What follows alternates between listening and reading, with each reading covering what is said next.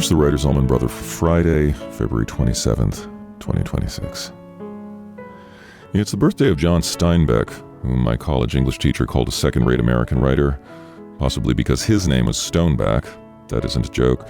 Bard of the Okie and the Imbecile, friend to marine biologists, Steinbeck's novels taught the children how to use hate language and gather intelligence for the CIA.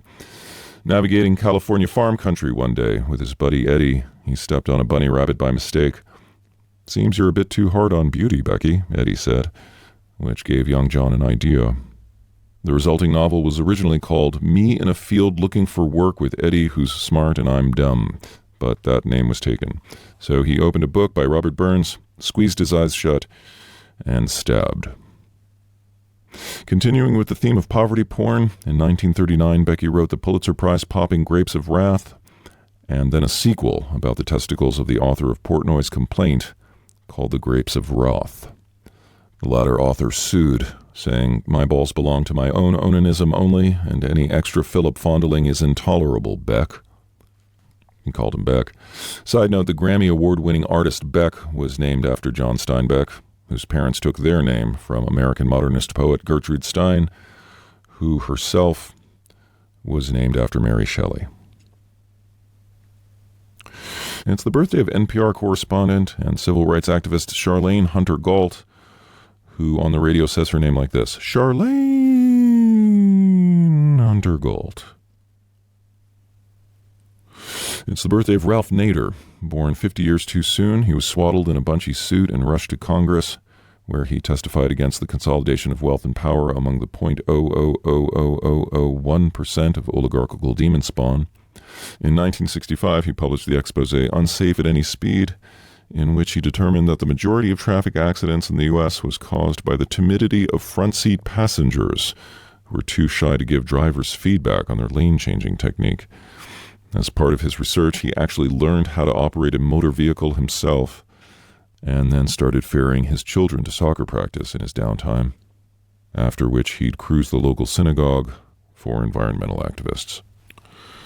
Of the 60 presidential elections in United States history, Nader has campaigned in 438 of them, making him the losingest loser in all of Prezi-Prez losery losertown, loserdom, and or the person who has avoided more headaches than any other living American.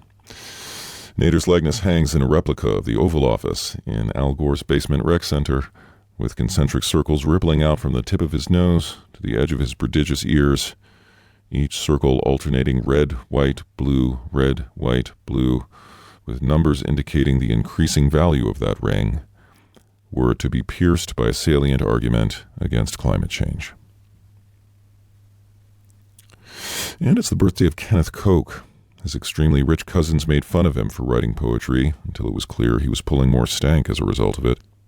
They changed course, the cousins, and began scribbling down doggerel on the backs of their $1,000 bills, setting them alight and hurling them at exotic dancers who turned out to be simply off-duty phlebotomists at the local hospital. Kenneth laughed. Oh, how he laughed. He ran his hands through his great cacophony of curls and laughed and sang and shat and lectured a bat. The battery tunnel comes unsnaked from its moorings and shambles through his bedroom window on occasion. His nightcap frights a point like a Dunkelhelmond. You don't know how potted life grows when you devote it to poetry, but it won't lack music. Look at the sun through someone else's fingers. You'll thank me tomorrow.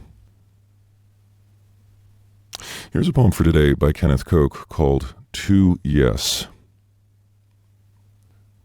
You were always the member of a team, accompanied by a question: if this is the way the world ends, is it really going to? No. Are you a Buddhist? Maybe. A monsoon? Yes. I have been delighted by you even in the basement when asking if I could have some coal lumps, and the answer was yes. Yes to the finality of the brightness and to the enduring qualities of the lark. She sings at heaven's gate. But is it unbolted? Bolted? Yes. Which, though, is which? To which the answer cannot be yes, so reverse question. Pamela, bending before the gate, turns round rapidly to say, yes, I will meet you in Boston at 9:05, if my Irishness is still working, and the global hamadryads, wood nymphs of my yes. But what Pamela, what does that mean? Am I a yes to be posed in the face of a negative alternative?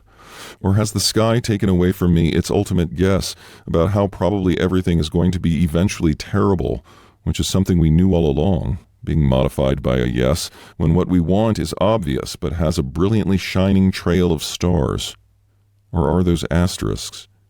Yes. What is at the bottom of the most overt question? Do we die? Yes. Does that always come later than now? Yes. I love your development. From the answer to a simple query to a state of peace that has the world by the throat. Am I lying? Yes. Are you smiling? Yes. I'll follow you, yes? No reply.